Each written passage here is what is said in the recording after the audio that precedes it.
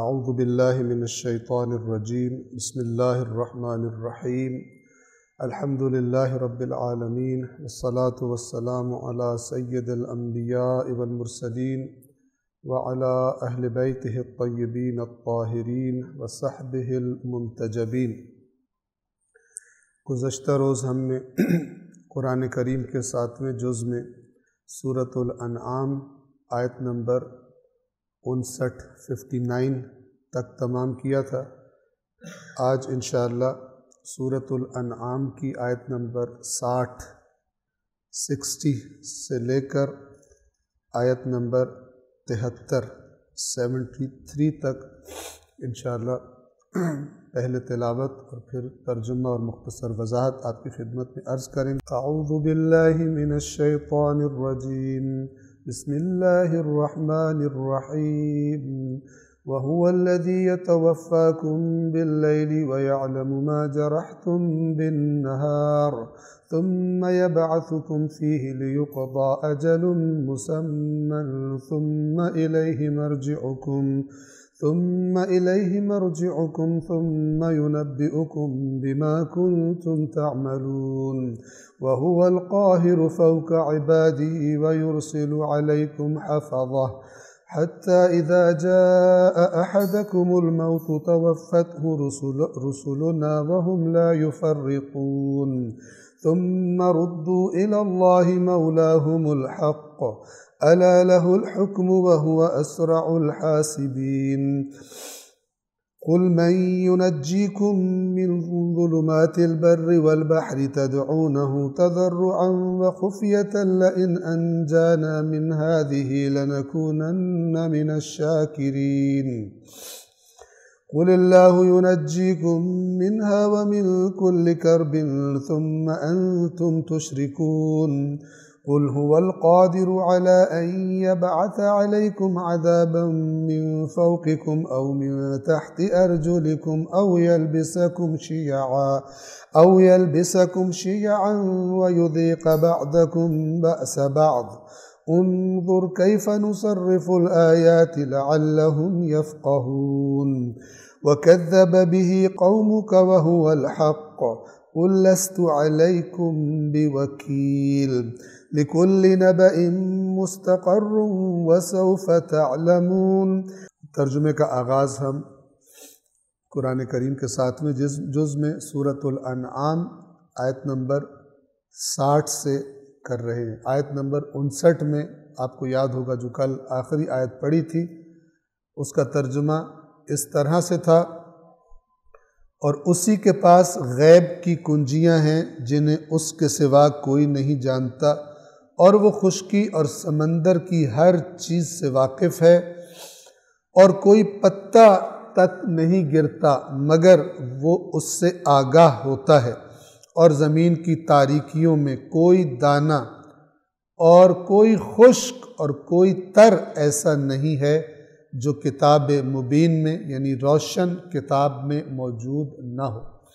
یعنی اللہ کے لیے اس کائنات میں ہونے والا کوئی بھی کام چھوٹے سے چھوٹا مبہم نہیں ہے، اس کے علم میں نہ ہونا دور کی بات، علم میں بھی ہے اور پوری طرح واضح ہے، کوئی مبہم، کوئی ابہام، کوئی نقص اس کے علم میں موجود نہیں ہے۔ آیت نمبر 60 وَهُوَ الَّذِي يَتَوَفَّاكُمْ بِاللَّيْلِ، اور وہی ہے جو رات کو تمہاری روحیں قبض کرتا ہے۔ وَيَعْلَمُ مَا جَرَحْتُمْ بِالنَّهَارِ، اور جو کچھ تم دن میں کرتے ہو اس کا اسے علم ہوتا ہے۔ ثُمَّ يَبْعَثُكُمْ، پھر تمہیں دوبارہ اٹھاتا ہے۔ یہاں اٹھانے سے کیا مراد ہے؟ رات کو یا کسی بھی وقت نیند کے بعد جب انسان دوبارہ اٹھتا ہے پھر وہ تمہیں اٹھا دیتا ہے دن میں، تاکہ لِيُقْضَى أَجَلٌ مُّسَمًّى، تاکہ معینہ مدت پوری کی جائے جو تمہاری اس دنیا میں، کہ وہ پھر ایسی نیند ہے کہ جس کے بعد بیداری نہیں۔ اور یہ روز کا سو جانا اور روز کا اٹھ جانا، آپ دیکھیں دونوں کاموں پہ اگر آپ غور کریں تو انسان کو اختیار نہیں ہے۔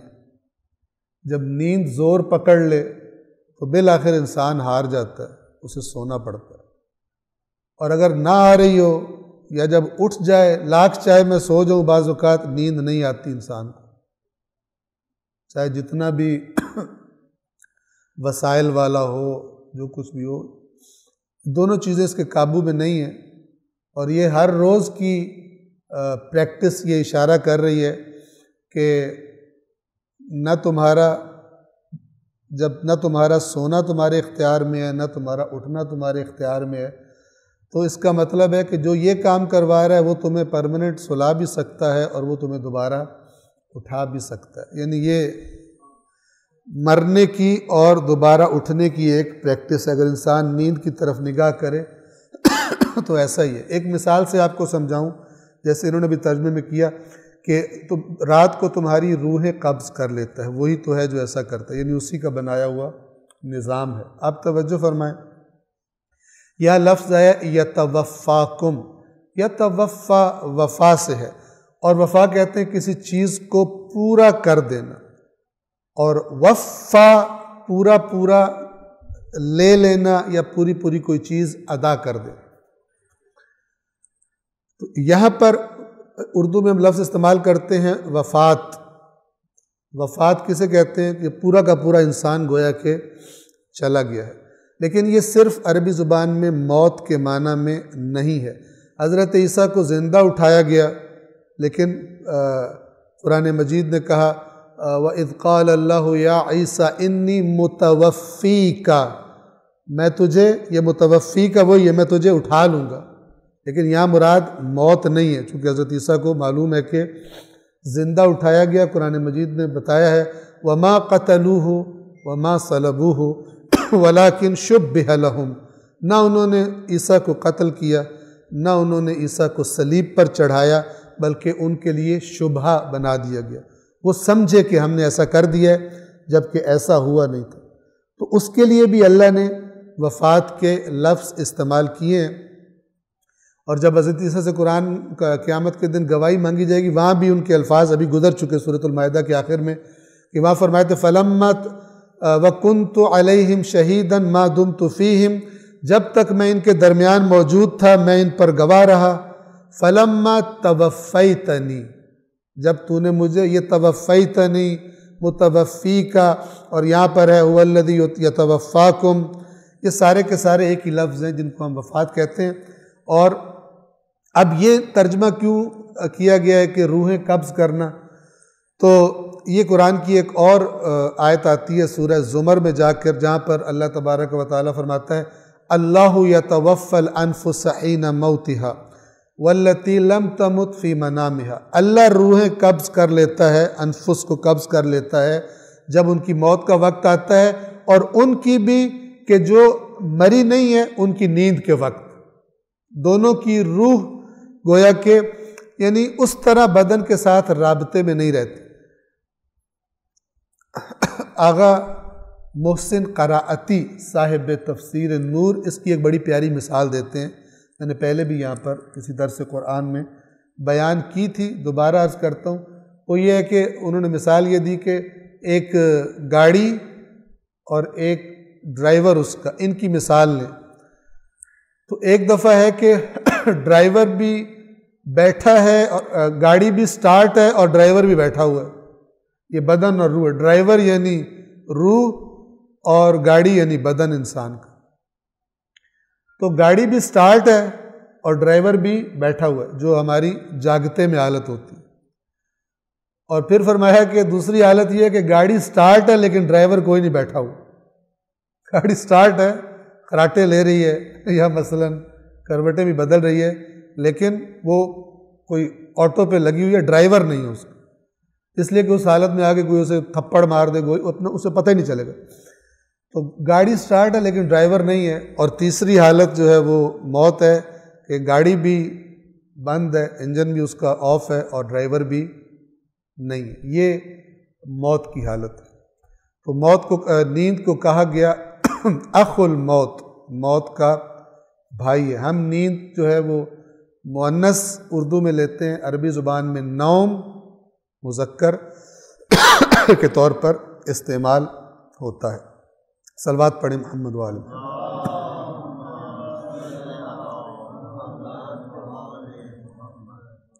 اور وہی تو ہے جو رات کو تمہاری روحیں قبض کرتا ہے اور دن میں جو کچھ تم کرتے ہو اس کا علم رکھتا ہے، اس سے بھی غافل نہیں ہے۔ ثم یبعثکم فیہ، پھر تمہیں اٹھاتا ہے دن میں۔ یبعث، یہ بعث، اللہ نے نبی بھیجا، بعث فی الامیین، بعث کہتے ہیں اٹھانے کو، اٹھان کو۔ مردہ بے حس و حرکت ہوتا ہے، اللہ دوبارہ اٹھائے گا قیامت کے لیے کہ وَأَنَّ اللَّهَ يَبْعَثُ مَنْ فِي الْقُبُورِ، جو قبروں میں پڑے اللہ ان کی بعثت کرے گا، انہیں دوبارہ اٹھائے گا۔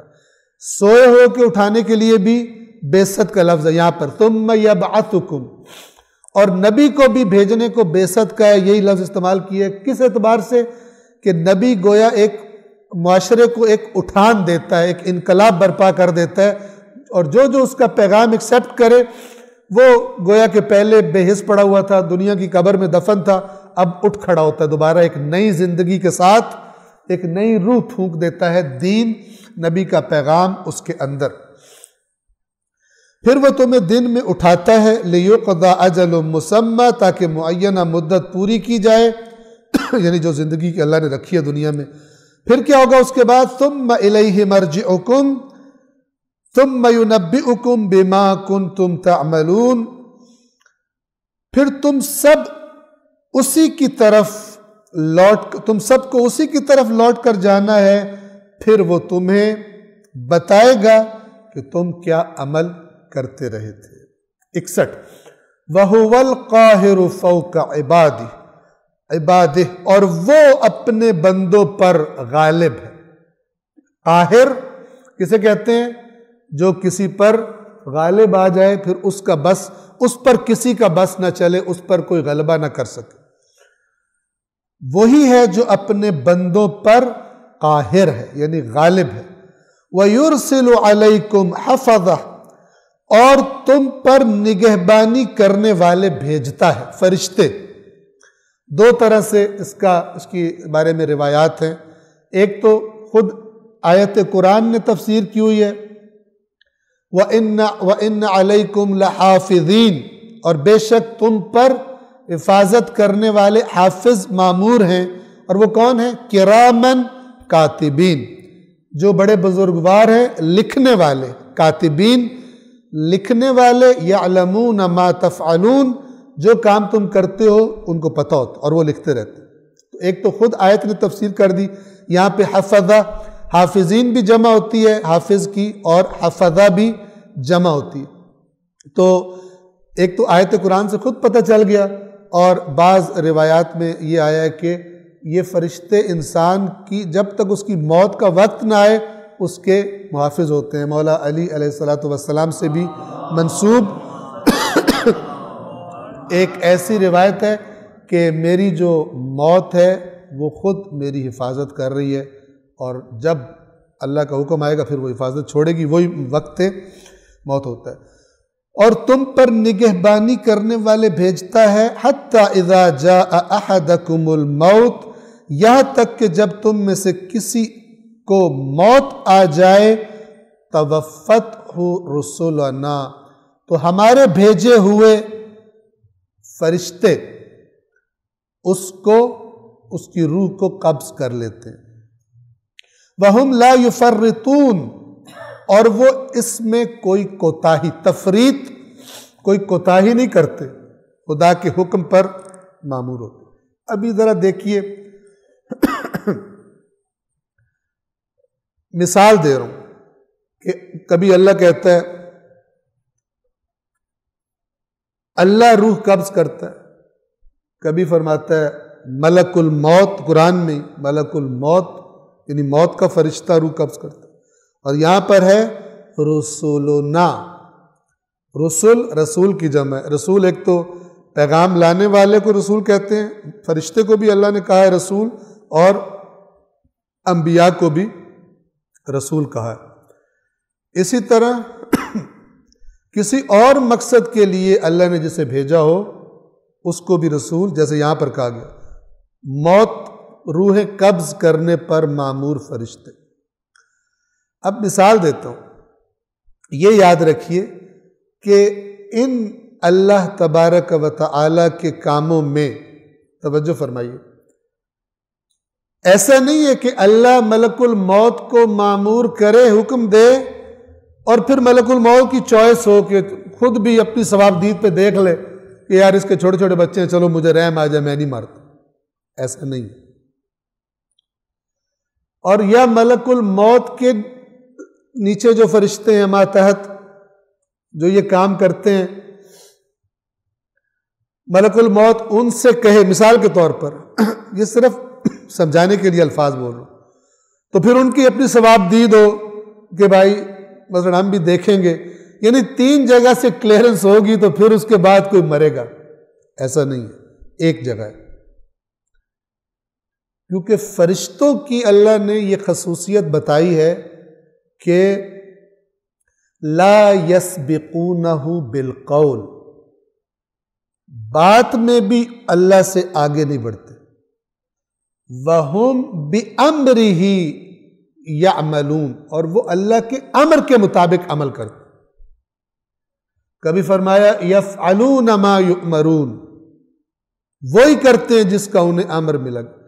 فرشتوں کے بارے میں جو بعض روایات میں آ گیا جی وہ فرشتوں کو اللہ پتہ نہیں اللہ نے بھیجا تو وہ ایک عورت پہ عاشق ہو گئے، تو پھر انہوں نے شراب پی لی، تو پھر انہوں نے بندہ مار دیا، یہ ساری اسرائیلیات اور لغویات ہیں جو یہودیوں کی کتابوں میں سے، اور ان کے نظریات جب وہ مسلمان ہوئے، بعض تو اسی کام کے لیے ہوئے تاکہ اسلام کو خراب کیا جا سکے، اسلامی نظریات میں اپنی اسرائیلیات گھسا دی۔ تو اس قسم کی روایات یہ یاد رکھیے کہ خلاف قرآن مجید جو اس قسم کی چیزیں ہیں ان کو رد کر دی جاتا ہے۔ لیکن ہوتا کیا ہے ہمارے ہاں، چونکہ قرآن مجید تو بین ہے پڑھنا، تو جو بھی جو خطیب اور جو آگے قصے سنا دیتے ہیں، اس قسم کے الف لیلہ کی داستانیں سناتے ہیں، تو وہ مزے لے لے کے عوام سنتی ہے، یوں ہوا فرشتے پھر الٹے لٹکا دیے اور یہ ہو گیا، اور اس قسم کی بیہودہ باتیں مشہور ہوتی ہیں۔ بعد میں پھر فرشتوں کا وہی تصور ہوتا ہے ان کے ذہن میں کہ جو ان کو ادھر سے بتایا گیا۔ اب دیکھیے ایک آپ کو مثال دے کے سمجھا رہا ہوں۔ ایک انسان کا دماغ، مثلا میرا دماغ ہے، ایک روح جس اس باڈی کو چلا رہی ہے، روح ڈیسیجن لیتی ہے، دماغ ڈیسیجن لیتی ہے، اور وہ سگنل جاتا ہے ہاتھ کو۔ ہاتھ کا اپنا اختیار نہیں ہے کہ اوپر سے سگنل آئے تو پھر وہ ادھر ادھر ہو کہے کہ میں پاس کروں گا، تو پھر ہاتھ مثلا آگے 5 انگلیوں سے کہتا ہے کہ تم نے یہ چیز پکڑ لینی ہے، یا 5 کو کوئی الگ الگ چیز پکڑا دے، ایسے کر کے 5 چیزیں پڑی ہوں، 5 چیزیں پکڑا دے، مثال کے طور پر۔ یہ ایک پورا سسٹم ہے، نظام توحید پر مبنی، ایک جگہ سے کنٹرول ہو رہا ہے، نہ کہ آگے آگے اختیارات ہیں۔ توجہ فرما رہے ہیں؟ بالکل ایسے ہی یہاں سے سگنل آیا، یہاں سے پاس ہوا اور ادھر گیا۔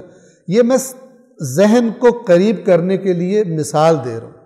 ایسا نہیں ہے کہ آگے سے اللہ تعالیٰ کا حکم و فرشتوں کو بھی چوائس ہو کہ اپنی ثوابدید دیکھیں، ملک الموت دیکھے، پھر اس کے بعد وہ فائل سائن کر کے بھیجے آگے دوسرے اس کو، جو چھوٹے فرشتے کہ تم نے، وہ بھی آگے سے دیکھیں بات بنتی ہے یا نہیں بنتی، اور ایسا نہیں۔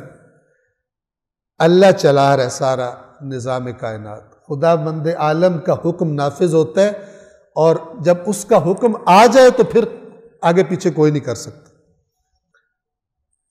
لہٰذا اللہ مثال بھی دیتا ہے کہ ہم نے وہ چیزیں جو ہم نے تمہیں عطا کی ہیں، یعنی جو تمہارا رزق ہے، اس میں اپنے غلاموں کو تم بناتے ہو صاحب اختیار کہ وہ بھی ایسے اس میں سے خرچ کریں جیسے تم کرتے ہو؟ نہیں کرتے۔ غلام کو غلام ہی رکھتے ہو، وہ تمہارے حکم کا پابند ہے، تمہارے پیسوں میں سے وہ یوز نہیں کر سکتا، ٹھیک ہے؟ تم ہمیشہ اپنا اختیار اس پر باقی رکھتے ہو۔ اور وہ اپنے بندوں پر غالب ہے اور تم پر نگہبانی کرنے والے بھیجتا ہے، یہاں تک کہ جب تم میں سے کسی ایک کو موت آ جائے تو ہمارے بھیجے ہوئے فرشتے اس کی روح قبض کر لیتے ہیں۔ فرشتے بریکٹس میں، چونکہ رسل بھیجے ہوئے، اور وہ کوتاہی نہیں کرتے۔ پھر کیا ہوتا ہے اس کے بعد؟ اگلا سٹیپ 62 نمبر آیت، ثم ردوا الی اللہ، پھر اس کے بعد اللہ کی طرف ان کو پلٹایا جاتا ہے، ان روحوں کو۔ کون ہے اللہ؟ کون سا اللہ؟ مولاہم الحق، ان کا مولا برحق، اصل مولا ان کا، جو مولاؤں کا بھی مولا ہے، اپنے برحق مولا اللہ کی طرف پھر ان کو پلٹایا جاتا ہے۔ الا، خبردار ہو جاؤ، لہ الحکم، حکم کرنے کا اختیار اسی کے پاس ہے، حکم صرف اسی کا ہے، وَهُوَ أَسْرَعُ الْحَاسِبِينَ، اور وہ سب سے زیادہ جلدی حساب کرنے والا ہے۔ جب وہ حساب کرتا ہے پھر اس سے زیادہ کوئی تیزی کے ساتھ نہیں کر سکتا۔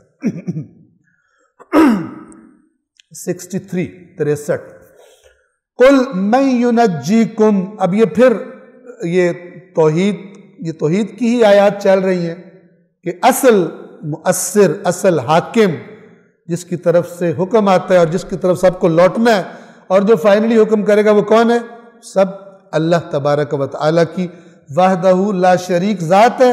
قُلْ مَنْ يُنَجِّيكُمْ مِنْ ظُلُمَاتِ الْبَرِّ وَالْبَحْرِ، اے رسول ان سے کہہ دیجئے، یعنی پوچھئے، کون ہے جو تمہیں صحرا اور سمندر کی تاریکیوں میں نجات دیتا ہے؟ سمندر میں تم رات کو گر جاؤ، صحرا میں رات کو بھٹک جاؤ، کون ہے جو تمہیں، یہ جو اللہ کہتا ہے نا کون ہے، یہ ان سے نہیں پوچھ رہا۔ جیسا میں کہہ رہے مثلا آپ نے کسی پر احسان کیے ہوں اور وہ کہیں 2 نمبری کرنا شروع کر دے آپ کے خلاف، تو آپ اس سے کہیں کس نے تجھے فلان سال میں یہ دیا تھا، کس نے؟ یہ آپ پوچھ رہے نہیں ہوتے، یہ آپ اس کو یاد کرا رہے ہوتے کہ میں تھا جس نے تیرے اوپر یہ کام کیا۔ اور اس طرح یاد دلانا اور ذرا سخت ہوتا ہے، یہ کہنا کہ میں نے تیرے اوپر یہ احسان کیا، میں نے تیرے یہ کیا، یہ ذرا نرم ہے۔ کس نے تجھے اس مصیبت سے نجات دلائی؟ کس نے تجھ پر یہ احسان کیا؟ کس نے جب تجھے کوئی بیماری میں تیرے پاس خرچہ نہیں تھا اور تو اسپتال بھی نہیں جا سکتا تھا، کون تجھے لے کر گیا؟ یہ سارا کچھ یہ زیادہ مؤثر ہوتا ہے، زیادہ بلیغ طریقہ ہے کہنے کا۔ کون ہے جو تمہیں صحرا اور سمندر کی تاریکیوں میں نجات دیتا ہے؟ تدعونہ تضرعا وخفیہ، جس کو تم گڑ گڑا کر اور چپکے چپکے پکارتے ہو، دعا مانگتے ہو۔ کون ہے؟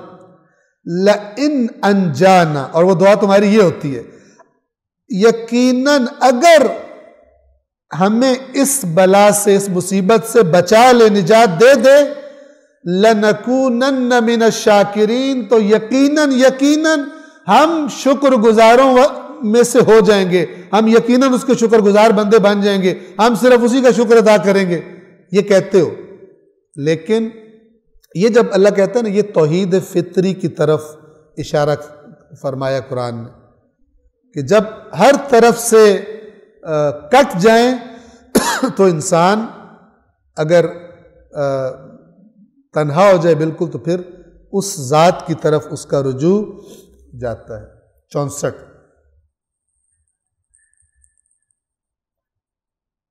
قُلِ اللَّهُ يُنَجِّيكُم مِّنْهَا، خود اللہ جواب دے رہے کہ تم ادھر ادھر بھی بات کرو تو میں تمہیں بتا رہا ہوں اللہ ہے جو تمہیں نجات دیتا ہے اس سے، اس مصیبت سے جس میں پکارتے ہو، اور نہ صرف اس سے بلکہ وَمِن كُلِّ كَرْبٍ، اور ہر کرب سے، ہر تکلیف سے تمہیں نجات دیتا ہے۔ اور جب وہ ایسا ہے، یہ سب کچھ ہونے کے بعد پھر ثُمَّ أَنْتُمْ تُشْرِكُونَ، پھر اس سب کے بعد بھی تم لوگ اس کے ساتھ شرک کرتے ہو، اوروں کو شریک بناتے ہو۔ تم کہتے ہو ہمارے شریکوں نے یہ کیا، یہ کرتے ہو، جبکہ کرنے والا کون ہے؟ اللہ ہوتا ہے۔ اب یہ آیت نمبر 65 65 اور اس کے ساتھ ہی 66 بھی، یہ ایک بہت ہی تفصیلی گفتگو طلب آیت ہے، لیکن میں جیسے کل کیا تھا چند دیگر آیات سے اس آیت کو، اس کا معنی ایکسپلین کرنے کی آپ کی خدمت میں کوشش کروں گا جتنی اللہ نے توفیق دی مجھے۔ سورۃ الانعام آیت نمبر 65 قُلْ هُوَ الْقَادِرُ عَلَىٰ أَن يَبْعَثَ عَلَيْكُمْ عَذَابًا مِّن فَوْقِكُمْ أَوْ مِن تَحْتِ أَرْجُلِكُمْ، کہہ دیجئے وہ یعنی اللہ قادر ہے، قدرت رکھتا ہے اس بات پر کہ وہ تم پر عذاب بھیج دے۔ یہاں پر بھی یبعث بعثت کا لفظ ہے، یعنی اٹھا دیں، کسی چیز کو آرام سے تھی اس میں طغیانی برپا کر دینا، اٹھان دے دینا۔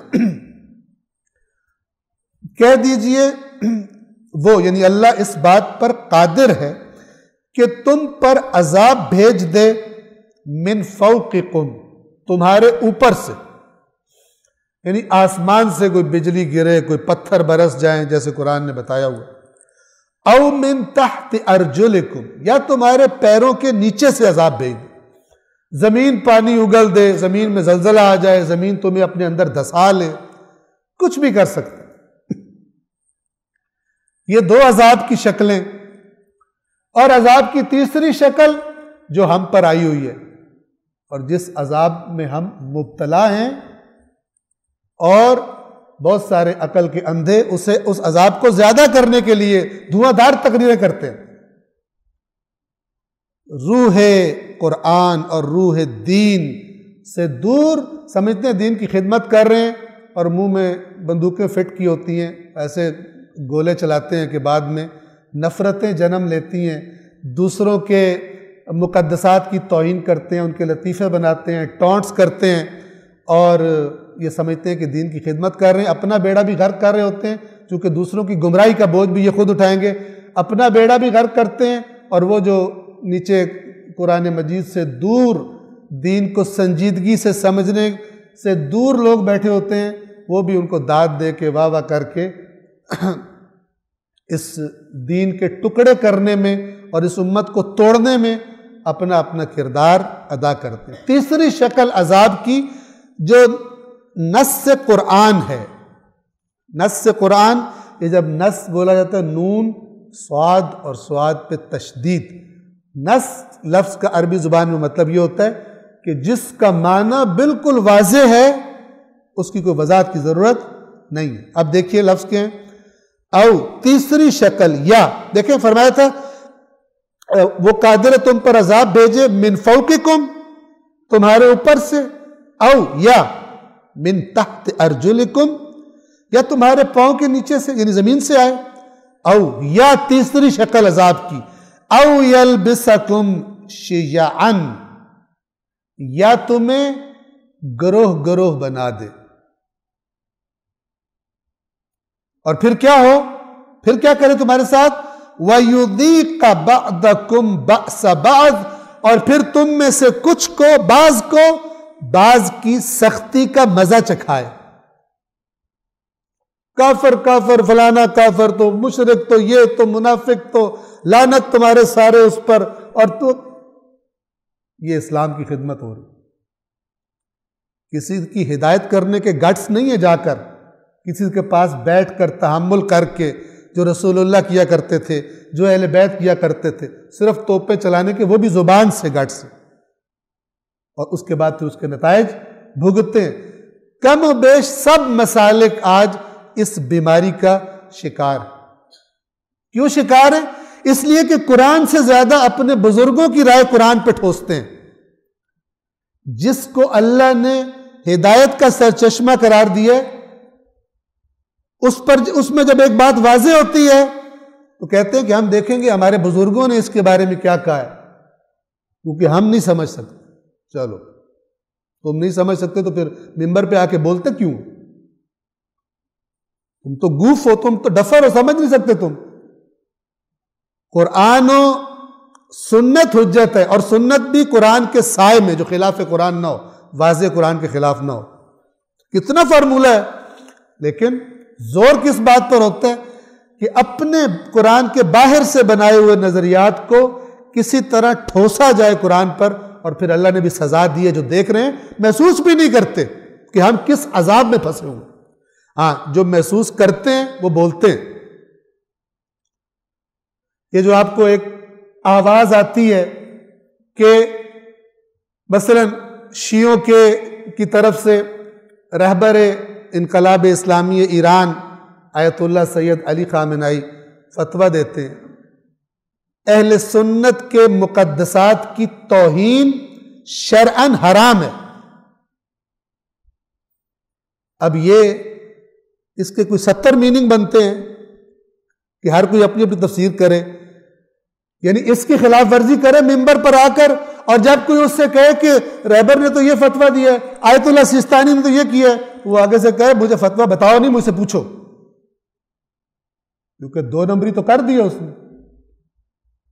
اب یا تو کہے میں غلط کر دوں، یہ تو کسی سے کہنا ہوتا نہیں، یہ تو پرابلم ہوتی۔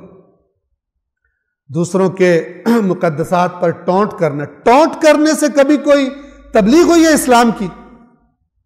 یا ایھا الذین آمنوا لا یسخر قوم من قوم، اے ایمان والو تم میں سے ایک قوم دوسری قوم کا تمسخر نہ کرے۔ تمسخر اڑانا مخالفین انبیاء کا کام تھا، جو انبیاء کے ساتھ یہ کام کیا کرتے تھے۔ اس سے دین کا بھلا نہیں ہوتا، اس سے صرف اپنے سامنے بیٹھی ہوئی عوام تھوڑی دیر اس کو ٹیسٹ آتا ہے، مزہ آتا ہے، وہ تھوڑا اچھلتے کودتے ہیں اور کہتے ہیں بڑا خطیب جو ہے نا بڑا زبردست بندہ آ گیا، لیکن اس کے نتائج بعد میں بھگتنے پڑتے۔ دوسرے آیت اللہ سید علی حسینی سیستانی، وہ کہہ رہے ہیں اہل سنت ہماری، نہ کہو ہمارے بھائی، کہو ہماری جان۔ اس سے زیادہ وہ کیا سمجھائیں؟ لیکن ظاہر ہے کہ جس کی تربیت ہی فتنہ بازی کی ہوئی ہو، وہ 1000 کتاب میں سے وہی ڈھونڈ کے لائے گا جس سے فتنہ بازی کر سکے۔ اتحاد، وحدت، قریب لانا اسلامی مسالک کا، یہ کوئی سیاسی چیز ہے، کوئی دنیاوی چیز ہے؟ بڑا احمق ہے قرآن سے دور جو یہ بات کرتا ہے۔ بعض لوگ یہ بات کرتے ہیں، میں جان بوجھ کے سخت لفظ بولتا ہوں، کیوں؟ توجہ فرمائیے، ایک صلوات پڑھیں محمد و آل محمد۔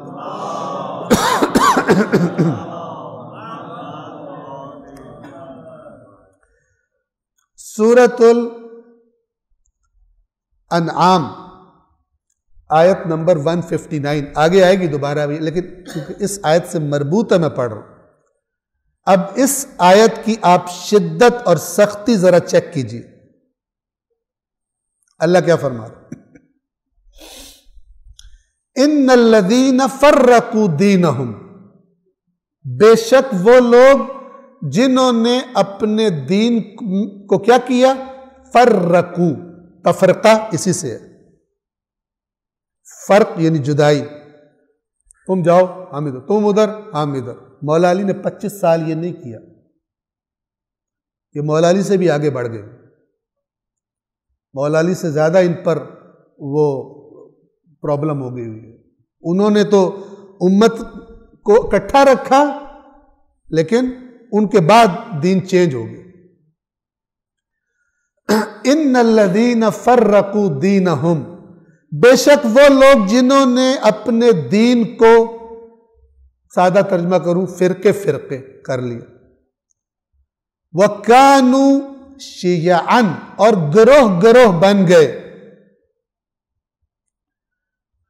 اب یہ لفظ پلے سے باندھ لیں، رسول اللہ سے کہا جا رہا ہے صلی اللہ علیہ وآلہ وسلم،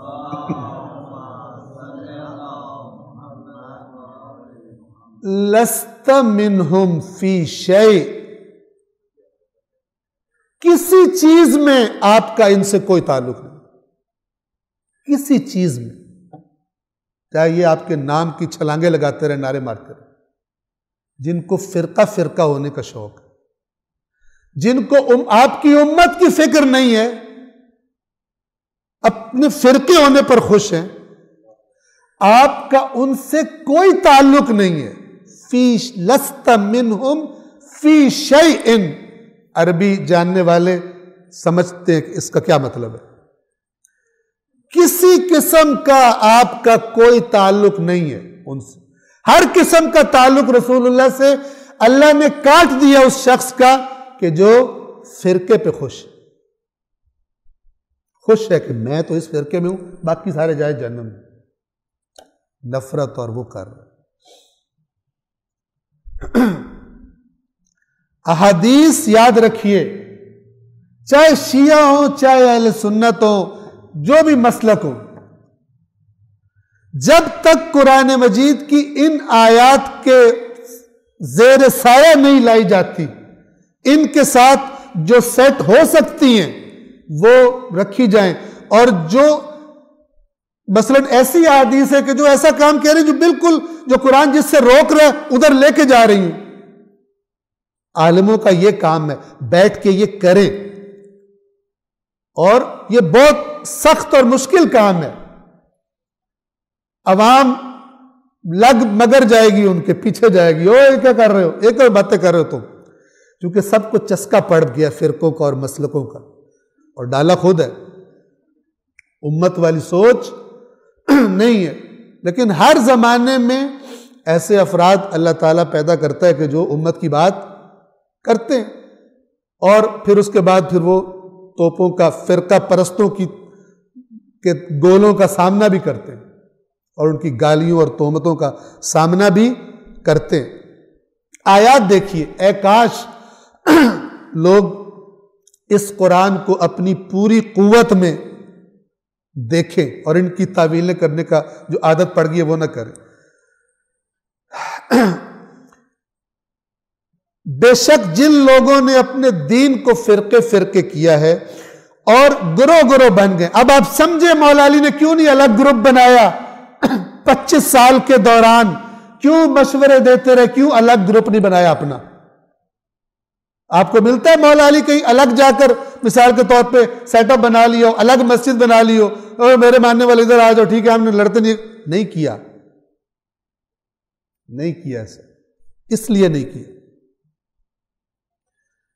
لست منہم فی شیء، اے رسول کوئی تعلق نہیں آپ کا ان سے. انما امرہم الی اللہ، ان کا فیصلہ اللہ کرے گا، صرف اللہ کرے گا. یعنی یہ دھمکی ہے کہ چھوڑے گا نہیں اللہ ان کو، آپ کا ان سے کوئی تعلق نہیں ہے، ان کو آنے دو ذرا میرے پاس. انما امرہم الی اللہ، ان کا امر، ان کا فیصلہ تو صرف اللہ کے پاس ہے. ثم ینبئہم بما کانوا یفعلون، پھر وہ بڑی اچھی طرح انہیں خبر دے گا جو یہ کام کرتے رہے تھے. وہاں جو نفرتیں پیدا کرتے تھے اپنی تقاریر سے اور فلان کرتے تھے، اچھی طرح اللہ ان کو خبر دے گا کہ یہ کیا حرکات کرتے رہے تھے. یہ ایک آیت ہے، توجہ کیجیے. اور ایک آیت سورہ آل عمران آیت نمبر 105 105، غور سے سنیے گا. اس میں خداوند عالم کیا فرما رہا ہے؟ اس کے جو اوپر ہے آیت نمبر 103، وہ مشہور و معروف آیت ہے کہ جو پڑھتا ہر کوئی ہے لیکن چلتے اس کے خلاف ہی. اور وہ کون سی آیت ہے؟ وَاعْتَصِمُوا بِحَبْلِ اللَّهِ جَمِيعًا وَلَا تَفَرَّقُوا، اور اللہ کی رسی کو مضبوطی سے تھام لو. ابھی کچھ دن پہلے ایک عالم صاحب کی تقریر سنی، وہ حبل اللہ کا ہی وہ ترجمہ کر رہے تھے جس سے تفرقہ ہوتا ہے. ہر کوئی اپنا بندہ. اللہ جو کہہ رہے کہ سب اس کو تھام لو، اس کا مطلب ہے کہ مشترک چیز ہے تمہارے میں، سب میں جو مشترک ہے. آج دیکھا جائے مشترک کیا چیز. اب دیکھیے بات بہت تفصیلی ہے لیکن میں کوشش کروں کہ آپ کی خدمت میں جس قدر عرض کر سکوں. 105 وَلَا تَكُونُوا كَالَّذِينَ تَفَرَّقُوا، اور ان لوگوں کی طرح نہ ہو جانا، ان لوگوں کی طرح نہ بن جانا. یہ کن سے کہا جا رہا ہے؟ مسلمانوں سے، رسول اللہ کے ماننے والوں سے. کن کی طرح نہ بننا؟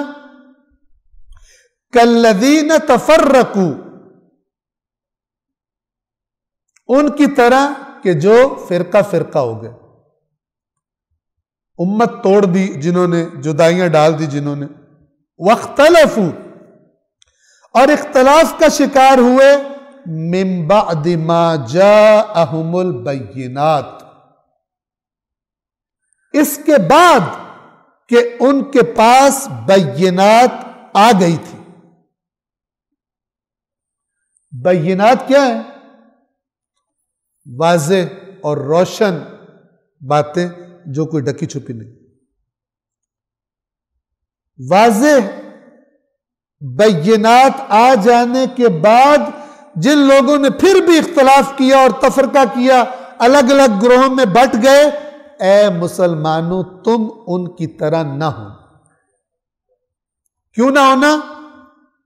وَأُولَئِكَ لَهُمْ عَذَابٌ عَظِيمٌ، یہ فرقہ پرستوں کے لیے بتایا جا رہا ہے، اور ان کے لیے عذاب عظیم ہے، ان کے لیے عذاب عظیم ہے جنہوں نے بینات آنے کے بعد۔ اب دیکھیں، مثال کے طور پر اب اللہ جو مسلمانوں سے کہہ رہا ہے ان کی طرح نہ ہونا جنہوں نے بینات آنے کے بعد تفرقہ کیا۔ ٹھیک ہے، غور کیجئے گا، یہ آیت بتا رہی ہے کہ یہ جو اللہ مسلمانوں سے کہہ رہا ہے اس کا مطلب ہے مسلمانوں کے پاس بھی بینات ہیں۔ جی میں ایک بندے کو 100 روپیہ دوں وہ ضائع کر دے، اور دوسرے کو 100 روپیہ دوں ہی نہ، اور کہوں کہ تو اس طرح نہ ہونا جنہوں نے 100 روپیہ ضائع کر دیا، تو کہے گا مجھے کوئی دے تو صحیح پہلے، اس کے بعد کہنا۔ یہ اللہ کا یہ بات کرنا بتا رہا ہے کہ اس امت کے پاس بینات ہیں۔ مسئلہ یہ کہ بینات کیا ہیں؟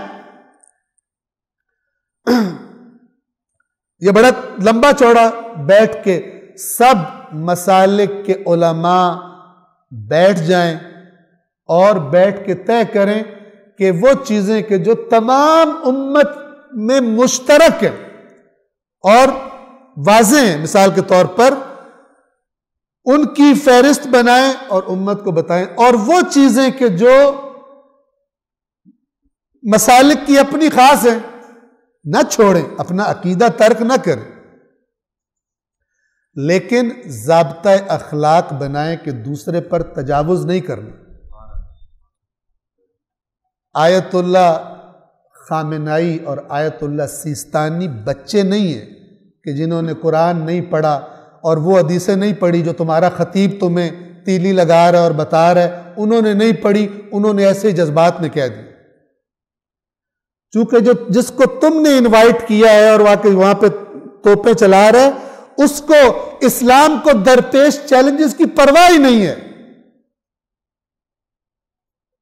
اس کی اتنی حیثیت ہی نہیں ہے کہ وہ فیس کر رہا ہو ان چیلنجز کو اور ان خطروں کو دیکھ رہا ہو جو آج شیعہ ہو یا سنی سب کو درپیش ہے، دشمنان اسلام کی طرف سے، یہود کی طرف سے،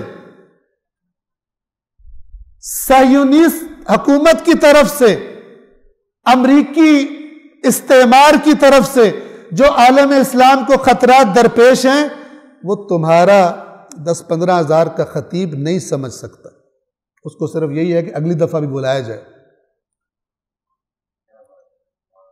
جو یہ افراد ہیں کہ جو فیس کر رہے ہیں، آیت اللہ سیستانی کو پتہ ہے کہ کتنی کوشش کی گئی ہے عراق کے اندر شیعہ سنی فتنہ بھڑکانے کی، ان کو پتہ ہے اگر یہ بھڑک جائے تو کس کو نقصان ہوگا اور کس کو فائدہ ہوگا۔ یہ آیت اللہ خامنائی کو پتہ ہے۔ اس طرح کا فتویٰ دے کے جو جہلا کی گالیاں کھا رہے انہیں پتہ ہے، وہ خود کہتے ہیں کہ مجھے پتہ ہے اس بات کرنے سے مجھے برا بھلا کہیں گے اور لوگ مجھے کہیں گے ایسی باتیں آپ نے کیوں کی، لیکن میری ڈیوٹی ہے، میں نہیں کروں گا تو کون کرے گا؟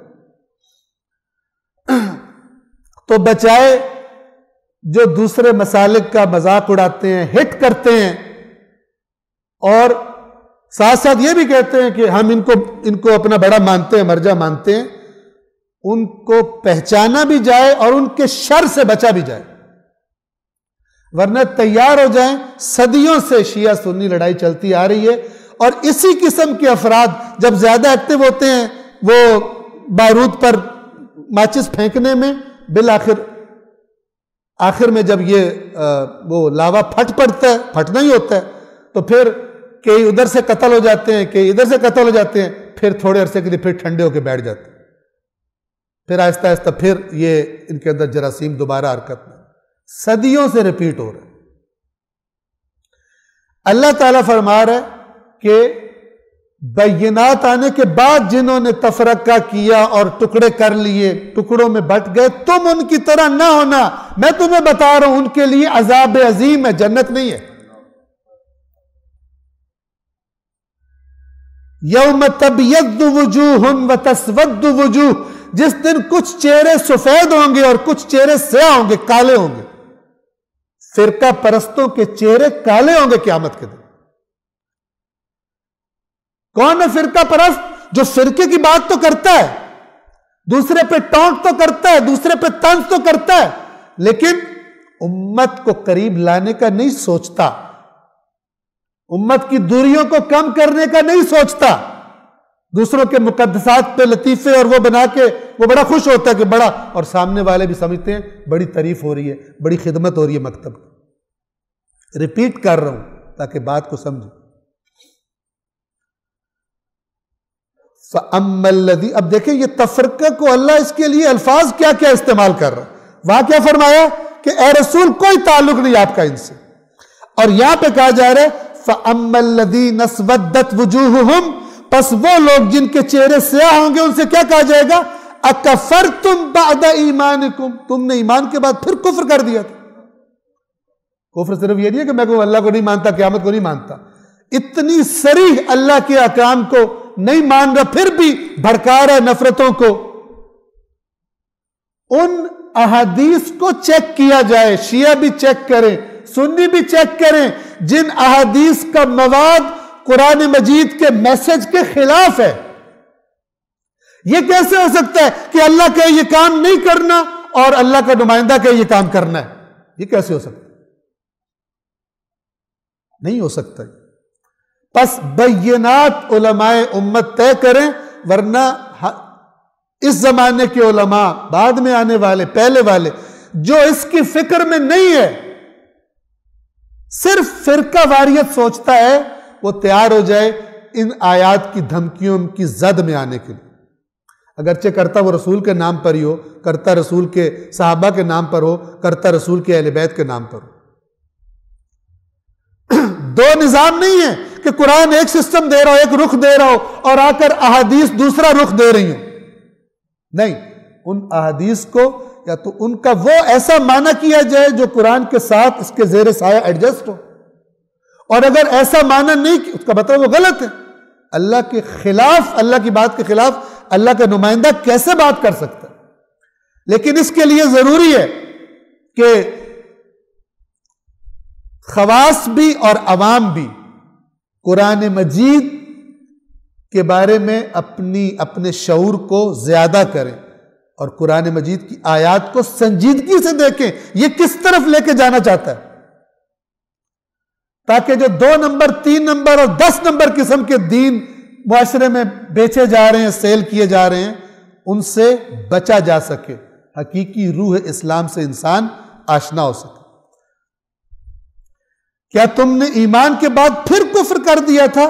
فَذُوقُوا الْعَذَابَ بِمَا كُنْتُمْ تَكْفُرُونَ، اب چکھو اس عذاب کو جو تم کفر کرتے تھے۔ یہاں کفر سے مراد اوپر سے بات چلی آ رہی ہے، تفرقہ ہے۔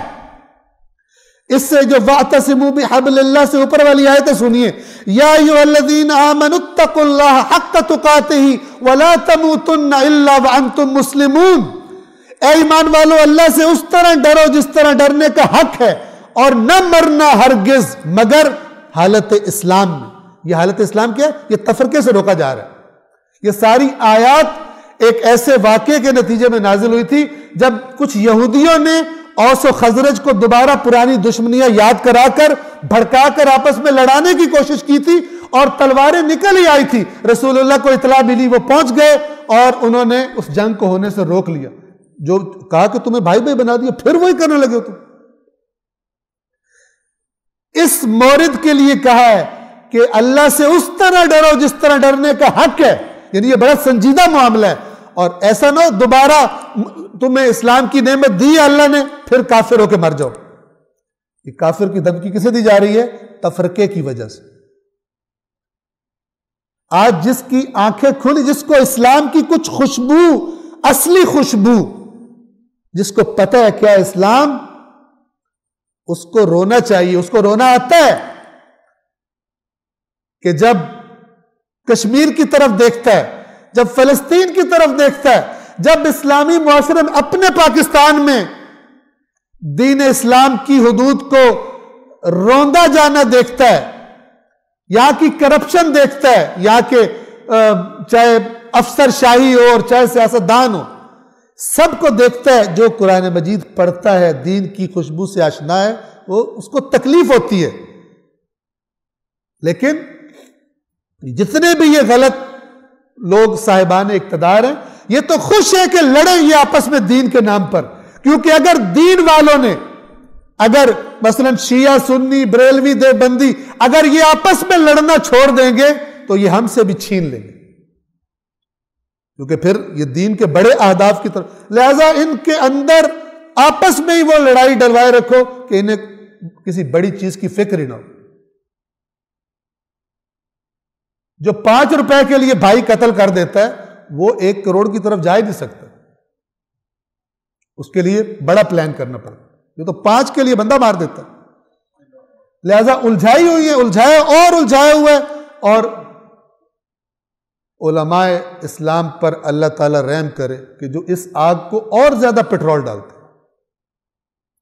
تو یہ قرآن مجید کہہ رہا ہے. اور تیسری آیت, آج میں چونکہ وقت کم ہے, اگلا ایک صفحہ یعنی آیت نمبر ہم نے تلاوت کی ہے آیت نمبر 73 تک, لیکن ہم آیت نمبر 68 یہ جو صفحہ ہے اسی تک تمام کر پائیں گے. اور انشاءاللہ خدا نے زندگی دی تو نیکسٹ ٹائم جب ہم آئیں گے تو اس کو جہاں سے چھوڑا ہے وہاں سے دوبارہ آگے لے کے چلیں گے.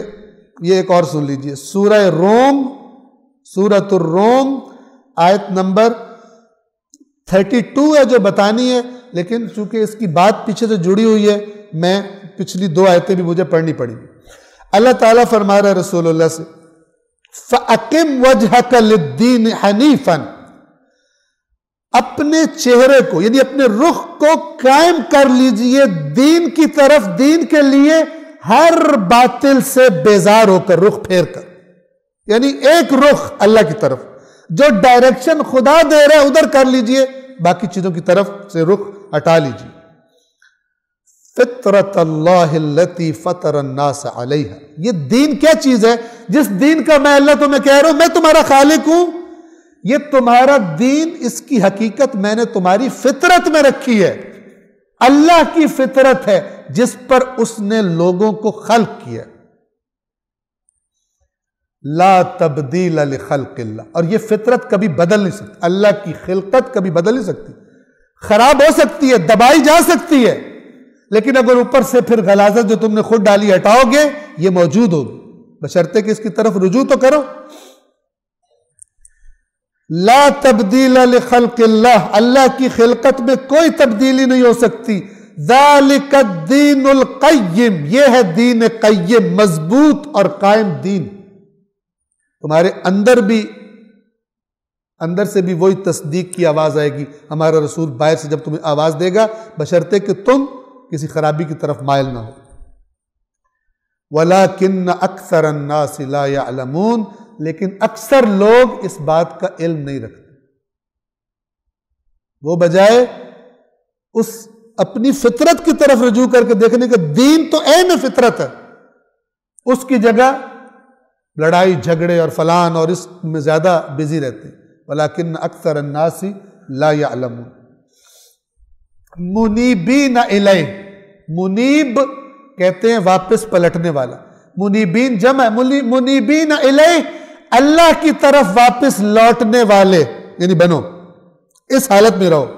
وَاتَّقُوهُ، اور اس کا تقوی اختیار کرو، یعنی اس کی نافرمانیوں سے بچتے رہو. وَأَقِيمُوا الصَّلَاةَ، اور اس کا ایک بڑا مصداق، نماز کو قائم کرو، نماز پڑھو نہیں، نماز کو قائم کرو. وَلَا تَكُونُوا مِنَ الْمُشْرِكِينَ. اب یہاں پہ ایک اور بہت سخت لفظ فرقہ پرستوں کے لیے آ رہا ہے. وَلَا تَكُونُوا مِنَ الْمُشْرِكِينَ، نماز قائم کرو، یعنی نماز کا قائم کرنا شرک سے بیزاری کی ایک علامت ہے جو نظر آتی ہے کسی معاشرے میں. اور مشرکوں میں سے نہ ہو جاؤ. کون مشرک؟ اب آیت نمبر 32 پڑھنا چاہ رہا ہوں. مِنَ الَّذِينَ فَرَّقُوا دِينَهُمْ. کون مشرک؟ مشرکین میں سے نہ ہونا، ان میں سے جنہوں نے اپنے دین کے فرقے کیے. یہ بھی شرک کی ایک شکل اللہ بتا رہا.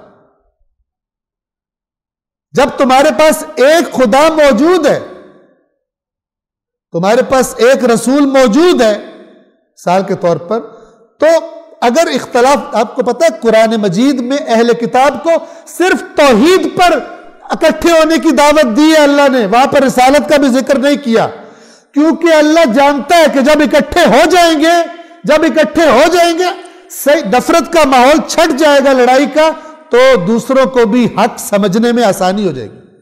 لڑائی میں تو پھر کوئی حق باطل نہیں ہوتا، وہ تو لڑائی ہوتی ہے. وہ تو کہتا ہے دوسرے کی ناک زمین میں رگڑنی ہے. ہم نے جو ماحول بنایا ہوا، وہاں پہ کہا کہ تعالوا الی کلمۃ سواء بیننا وبینکم قل یا اہل الکتاب. یہ وہی اہل کتاب جو مبالغہ کرنے آئے تھے، مبالغے سے منصرف ہو گئے، نہیں کیا، لیکن اسلام بھی قبول نہیں کیا. ہم جیسے وہاں کھڑے ہوتے تو کیا کرتے؟ او لعنت تہاڈے باپ پیو پر، ایسے کرتے. لیکن قرآن کیا کہہ رہے؟ قل یا اہل الکتاب، اے رسول کہیے، پھر دعوت دیجئے ان کو. یہ پھر دعوت، یعنی انہوں نے مبالغہ بھی نہیں کیا، دین بھی قبول نہیں کیا، پھر کیا بچا ہے؟ تعالوا الی کلمۃ سواء بیننا وبینکم، ایک ایسی بات پر آ جاؤ جو ہمارے اور تمہارے درمیان مشترک بھی ہے اور ٹھیک بات بھی ہے. اللہ نعبد الا اللہ، توجہ سے سنیں، کہ ہم اللہ کے سوا کسی کی عبادت نہ کریں، کسی کو معبود نہ بنائیں. وَلَا نُشْرِكَ بِهِ شَيْئًا، اور کسی چیز کو اللہ کے ساتھ شریک نہ بنائیں. وَلَا يَتَّخِذَ بَعْضُنَا بَعْضًا أَرْبَابًا مِّن دُونِ اللَّهِ، اور ہم میں سے بعض کو اللہ کے علاوہ رب قرار نہ دے. یہ جو شیطانی وسوسوں سے اللہ کے علاوہ مقدس ہستیوں کو رب بنانے کے جراثیم ہیں، یہ شیطان کی طرف سے ہیں. کیوں؟ تاکہ یہ کبھی اکٹھے نہ ہو سکے. ایسا بنا دو قوم کو کہ کہیں یہ تو رب کی ذات میں بھی شرک کرتے ہیں، ان کے ساتھ نہیں اکٹھے ہو سکتے. اس کو سمجھیں آپ. جب قرآن کہہ رہے وَلَا يَأْمُرَكُمْ أَن تَتَّخِذُوا الْمَلَائِكَةَ وَالنَّبِيِّينَ أَرْبَابًا، اور ہمارا رسول، ہمارا بندہ، ہمارا نمائندہ تمہیں کبھی حکم نہیں دے گا کہ تم نبیوں کو اور فرشتوں کو رب بنا لو. اب ذرا غور سے سنیے، اس کے بعد کیا فرماتا ہے؟ اَيَأْمُرُكُمْ بِالْكُفْرِ، کیا یہ کہہ کر کہ نبی کو رب کہو، فرشتوں کو رب کہو، کیا یہ کہہ کر تمہیں وہ کفر کا حکم دے گا بعد اذ انتم مسلمون، جبکہ تم مسلمان ہو چکے ہو؟ اس کے بعد ہمارا نبی پہلے تمہیں مسلمان کرے، پھر نبیوں اور فرشتوں کو رب کہنے کا تمہیں حکم دے کر تمہیں دوبارہ کفر کا حکم دے گا؟ عقل ہے تمہارے اندر؟ پھر بھی لگے ہوئے ہیں. کیوں؟ اس لیے کہ روح قرآن نہیں. پھر جب نہیں ہوگی، جب اللہ کی اس نعمت کی بے قدری کی جائے گی، تو اللہ بھی اس بات پر قادر ہے کہ تمہارے سروں کے اوپر سے عذاب بھیجے، یا تمہارے پیروں کے نیچے سے عذاب بھیجے، یا تمہیں گروہوں میں بانٹ دے اور تمہیں ایک دوسرے کی سختی کا مزہ چکھائے. آپ دیکھ لیں کہ مزہ چکھ رہے، ایک دوسرے پر سخت ہیں اور مغربیوں کے تلوے چاٹتے ہیں، ان سے بھیک مانگتے ہیں.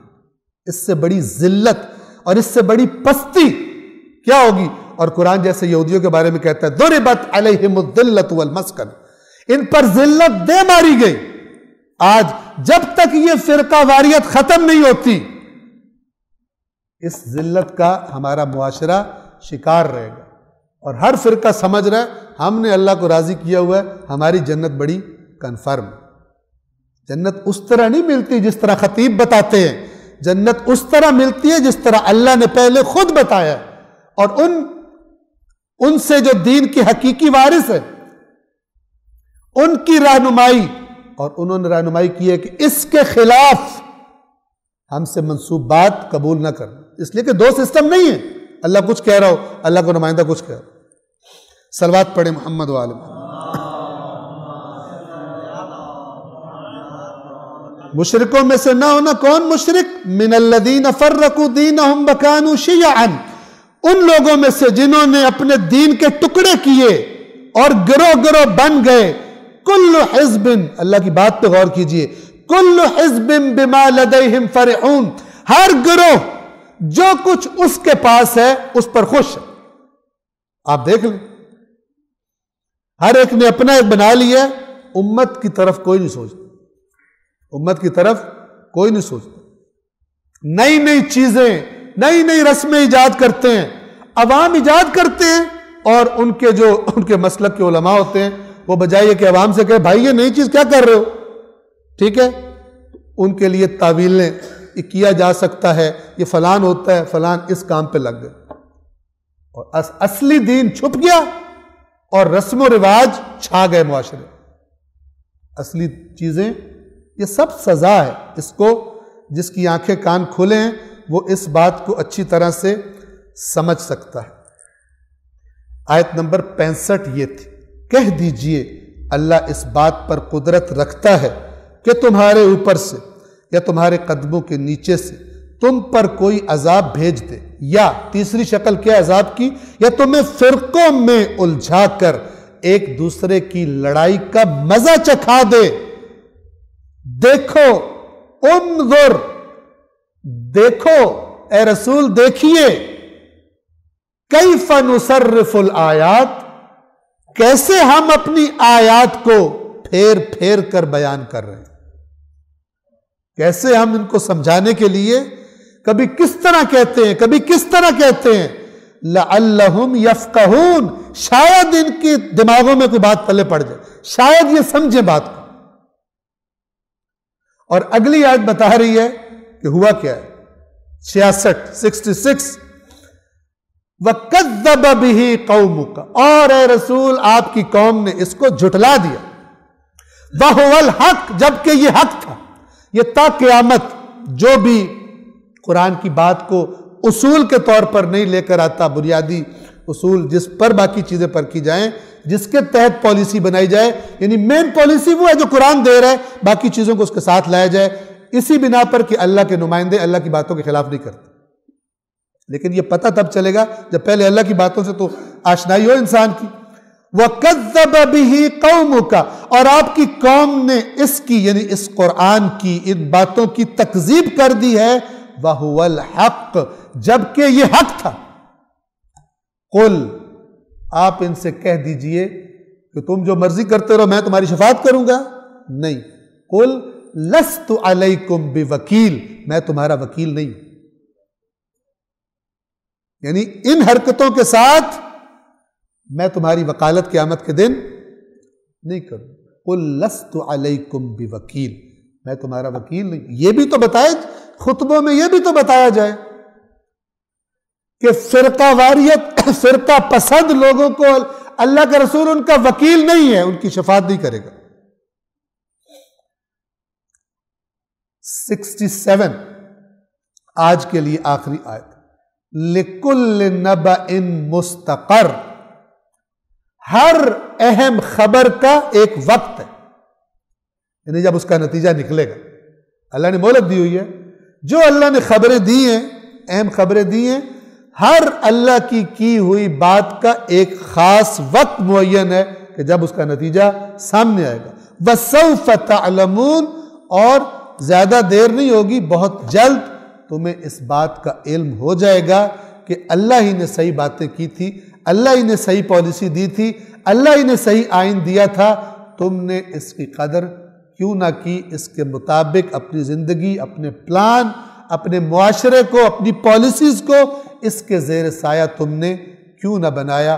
اللہ تبارک و تعالی تمام امت کے علماء کو اپنے اندر سے دوسرے مسالک کے بارے میں نفرت اور زہر کے جراثیم، اللہ کرے کرونا کے ساتھ کوئی اس کی بھی ویکسین آ جائے، کہ جو اندر جو صدیوں سے چلتے آ رہے ہیں نفرت کے جراثیم، کلمہ پڑھنے والوں سے نفرت، بجائے جو چیزیں کامن ہیں ان کو سامنے رکھنے کے اور محبت پروموٹ کرنے کے، جو چیزیں جو اختلافات ہیں ان کو سامنے رکھ کر جو نفرت کو پروموٹ کیا جاتا ہے، اللہ تعالیٰ کوئی ایسی اب تو ویکسین اللہ نے تو بھیجی ہوئی ہے، لگواتا کوئی نہیں، کہتے ہیں اسے صرف ثواب لو، اس کو چومو، اس کو لگانا نہیں اپنے اندر ورنہ گمراہ ہو جاؤ۔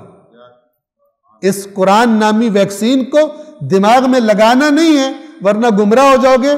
جو ہم چورن تمہیں دے رہے ہیں وہ کھاؤ اور لڑو آپس میں اور ہمیں پیمنٹ کرتے جاؤ، ہمارے پیچھے پیچھے چلو۔ نفرت ڈالنے والے علماء، ان کو دیکھیے۔ میں اپنے مسلک کی بات کر رہا ہوں، آیت اللہ سید علی حسینی خامنائی رہبر انقلاب اسلام، اہل سنت بھائی ان کی رائے دیکھیں کہ وہ کیا کہتے ہیں مقدسات اہل سنت کے بارے میں۔ یہ جو 10-15 ہزار میں بک کے نفرت پھیلا رہے ہیں یہ تشیع کے نمائندے نہیں ہیں۔ یہ جو مذاق اڑاتے ہیں، چند کچھ روپے فیس لے کر اور چڑھ جاتے ہیں ممبر پر اور نفرتیں بھڑکاتے ہیں اور مذاق بناتے ہیں، لطیفے بناتے ہیں، یہ نمائندے نہیں ہیں۔ مکتب اہل بیت کے یہ نمائندے نہیں ہیں، چاہے جتنا بڑا ماما سر پہ رکھا ہو، چاہے جتنے موٹے موٹے بھی ہوں، کوئی مسئلہ نہیں، چاہے جتنی بڑی گاڑی پر آتے ہوں، نہیں ہے۔ تشیع کی نمائندگی یا آپ پوچھیں آیت اللہ سید علی حسینی خامنائی سے، یا تشیع کی نمائندگی آپ پوچھیں آیت اللہ سید علی حسینی سیستانی سے، وہ کیا کہہ رہے ہیں کہ اہل سنت کے ساتھ، اہل سنت کے مقدسات کے ساتھ کیا رویہ ہونا چاہیے، وہ ان سب سے زیادہ بہتر جانتے ہیں۔ اور اگر پھر بھی ہم صرف نفرت والی چیز پہ انگلی رکھیں اور محبت والی چیز کو بھول جائیں تو ہم سب اللہ کو جواب دیں گے، چاہے ہم لوگ اہل سنت کے بارے میں ایسا کریں، چاہے اہل سنت ہمارے بارے میں، شیعوں کے بارے میں ایسا کریں۔ اللہ کی بارگاہ میں آج جو امت کے ساتھ پوری دنیا میں ظلم ہو رہا ہے، سب ہم لوگ اپنی اپنی جگہ پر قیامت کے دن اللہ کے سامنے جواب دینے کے لیے، اور اللہ کے رسول عوام سے زیادہ ہمیں لٹکائیں گے، جواب دینے کے لیے تیار ہو جائیں کہ تم نے اس فتنے کو اور بھڑکایا، تم نے کیوں نہیں نفرتیں دور کر کے قربتیں پیدا کرنے کی کوشش کی، جبکہ میری کتاب نے تمہیں جو سالڈ پالیسی ہونی چاہیے تھی وہ بتا دی تھی اتنے سخت الفاظ میں، اس کے باوجود تم نے یہ کام نہیں کیا۔ اللہ تبارک و تعالی سے دعا ہے کہ ہماری ساری امت پر، اسلام کے تمام مسالک پر اور خاص طور پر علماء پر اپنی رحمت نازل فرمائے اور محبتیں پیدا کرنے اور بڑھانے کی ان کی توفیقات میں اللہ تبارک و تعالی اضافہ فرمائے۔